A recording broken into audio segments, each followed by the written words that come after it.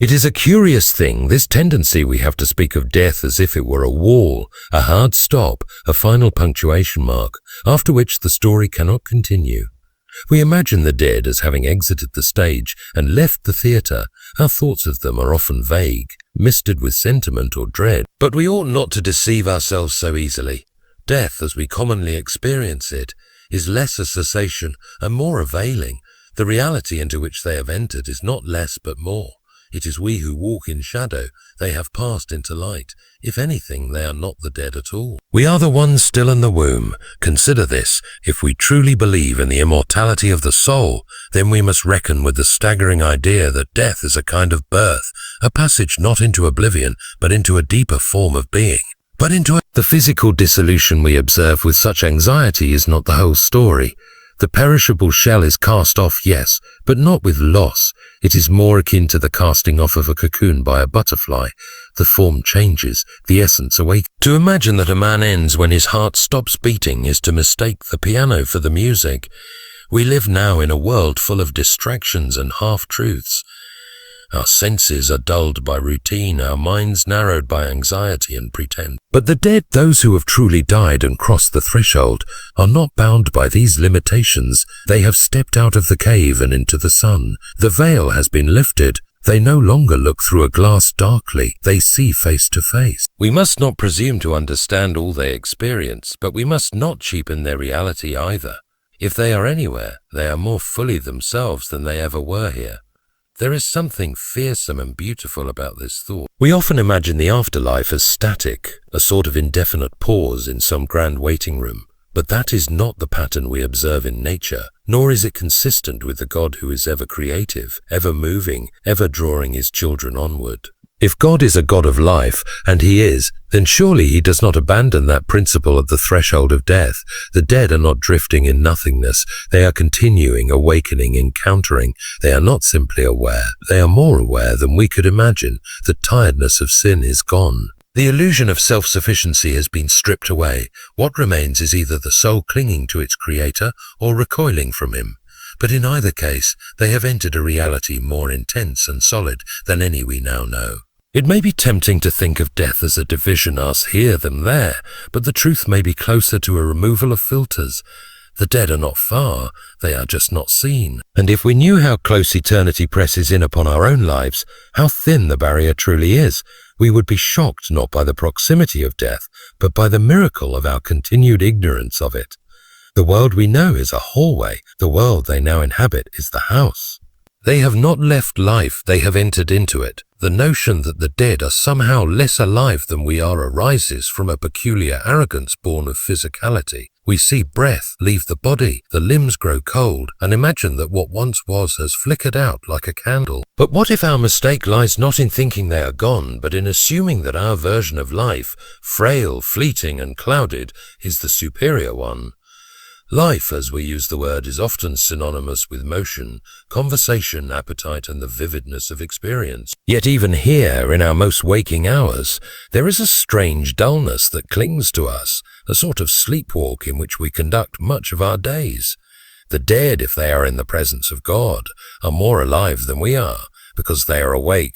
What we call a life is shadowed by endless distraction. We are pulled by desires we cannot name, driven by fears we will not face, and numbed by pleasures that promise more than they ever deliver. The soul, even when striving to reach God, is encumbered by the body's demands and the mind's confusions. But for the dead, those who have passed into grace, these hindrances are removed. Their awareness is no longer filtered through failing organs or dulled by fleshly needs. Their perception of God is no longer a theological exercise or a dim hope. It is immediate, unrelenting, and full. Imagine what it would mean to be wholly conscious of the divine, not for a fleeting moment in prayer or a glimpse during worship, but continuously, as a fish is aware of water. The dead who dwell in the love of God are immersed in him, not as an idea, but as a presence so complete that no part of their being is untouched. Here, our knowledge of God is always partial, mediated through words, rituals, symbols, and sermons. There it is direct. Here we speak of God as one might speak of the sun on a cloudy day. There they live in the blaze of noon. This is not to suggest that the dead know everything or that they have become gods themselves. But they are no longer deceived. They no longer believe lies about themselves or about God. All masks are removed. The self they now see is not the self propped up by reputation or destroyed by shame, but the self known and loved or rejected by the Maker. The shock of such clarity would be unbearable to us in our present state, and it is mercy that shields us from it. But for them it is the air they breathe. The world they now perceive is not an abstraction, not a dream-like drifting through clouds and echoes. It is more solid, more real, more radiant with meaning than anything we have ever touched. The dead are not gone into... They have not dissolved into memory. They are not wisps or ghosts or dim echoes. They are people, sharper, truer, more essentially themselves than ever they were in the days when we spoke with them. Their joys are deeper, their sorrows more honest, their understanding no longer partial. If we could glimpse even a fraction of the life they now live, we would fall to our knees, not in grief, but in awe. They are not to be pitied. We are not the ones left behind in the sense we imagine. It may be that in some strange reversal, we are the ones buried under layers of unreality while they move freely in the unveiled brightness of what actually is. We mourn them, yes, and rightly, but not because they are dead. We mourn because they are more alive than we, and we are not with them. We speak so easily of eternity that we forget how little we understand time. Our days are structured by clocks, calendars, and seasons, and we come to think of time as a relentless, impersonal current dragging everything forward. But time, as we experience it, is not the whole of the story. It is a condition of our existence, not a condition of reality itself. The dead are not bound to the same ticking rhythm that hurries us toward appointments and graves. They have stepped outside the narrowing corridors of hours and into a spaciousness where moments do not vanish but live. This is not merely poetic language.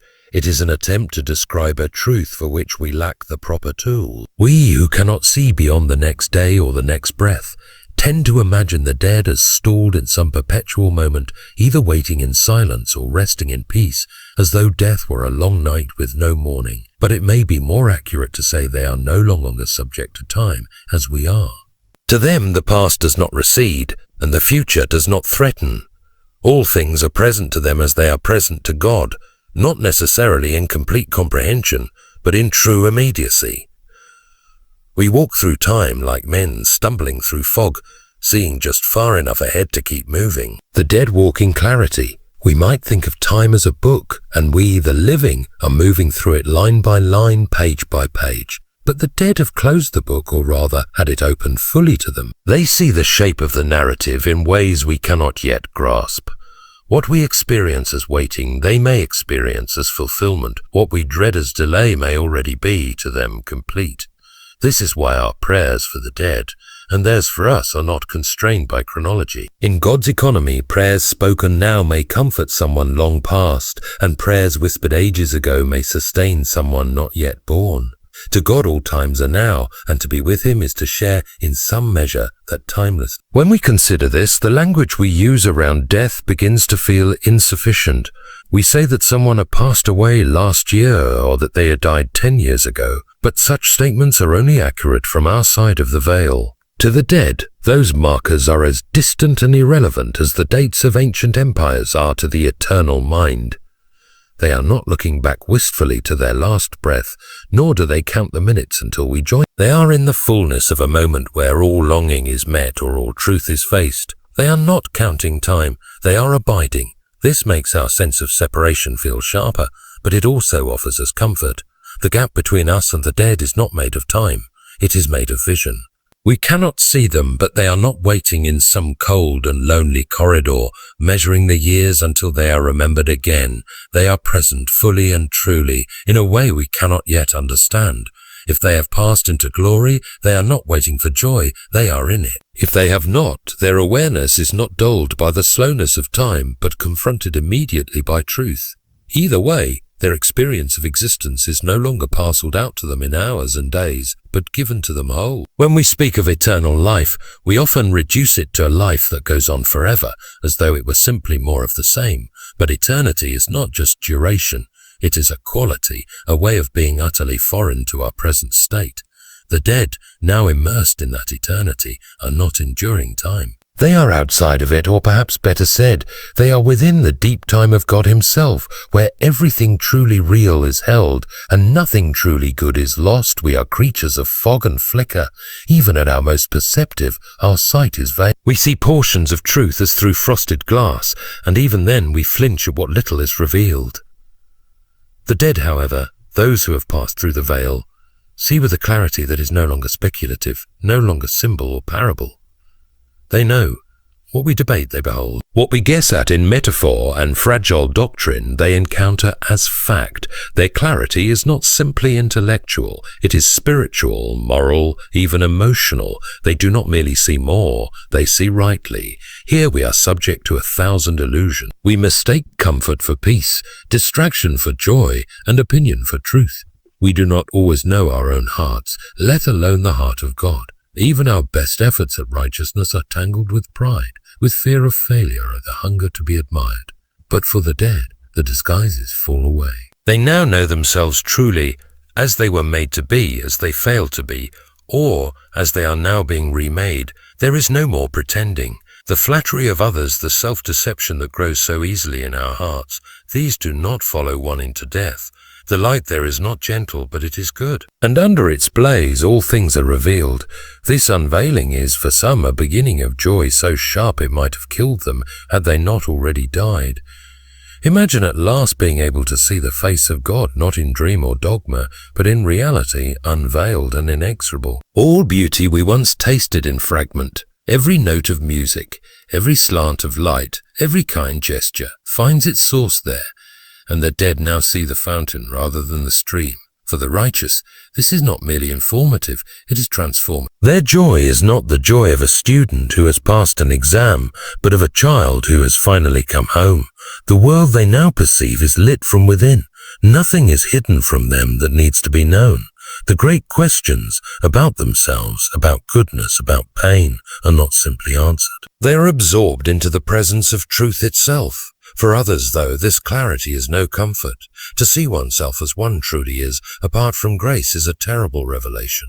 We may imagine the lost dead as filled with regret, and perhaps they are. But it is more than sorrow. They are perhaps for the first time fully aware of what they have rejected. They do not accuse God of unfairness. The great lie that he is distant, uncaring or unreasonable.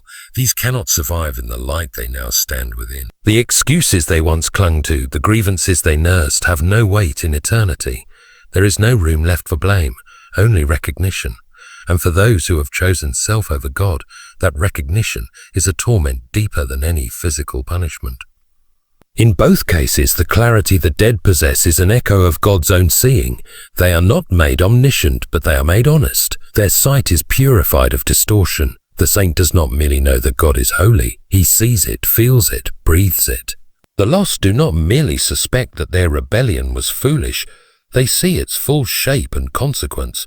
There is no longer any gap between the mind's awareness and the soul's understanding. Here we often know what is good but cannot love. There they see the good so plainly that they cannot look away. Whether in joy or in judgment, the dead are no longer guessing. They are no longer trying to believe. They nod off or impale thought to imagine the dead as idle. We picture them sometimes as resting in quiet fields or waiting silently in halls of stone, robbed of all urgency or action. But this is not the pattern of God's way with souls. He is not a God who ceases to work when a man's breath ceases. Death is not a full stop, but a turning of the page. Those who have passed through it are not sitting in stillness, twiddling spiritual thumbs, waiting for the final trumpet. They are being made ready. The soul's great journey is not paused in death, it is refined. We know very little about the state of the soul between death and resurrection, and it would be arrogance to speculate beyond what has been hinted. Yet we can gather this much: God does not waste his children. If he is a gardener, as he has called himself, then even in winter, his work goes on beneath the soil. The dead are not shelved like books until further notice. They are drawn further into his presence, shaped by it, disciplined by it, comforted by it, comforted by it. Their being is not static. Even now they are becoming. For the righteous, this becoming is not merely recovery, it is restoration and fulfillment. Here the soul longs to be good, to be whole, to be free of sin's pull, but it is as though we run with weights around our ankles. There, in the realm of the dead who have entered into grace, those weights fall away. They are not merely forgiven, they are being perfected. Their desires are being realigned. Their wounds are being healed at last, not with the passage of time, but with the presence of God. All the broken pieces they carried, every regret, every weakness, are not discarded, but made new. And there is a preparation in this as well. If eternity is a banquet, the dead are not merely guests who have arrived early and must wait in the foyer.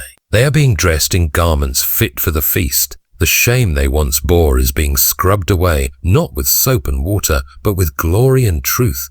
They are learning how to rejoice with full hearts, how to sing without self-consciousness, how to stand in love without flinching. It is no small thing to be made ready to see God. Even the holiest among us are not ready the moment they die. But God is patient and His work is perfect. Even for the soul that is lost, there is no mere inertia.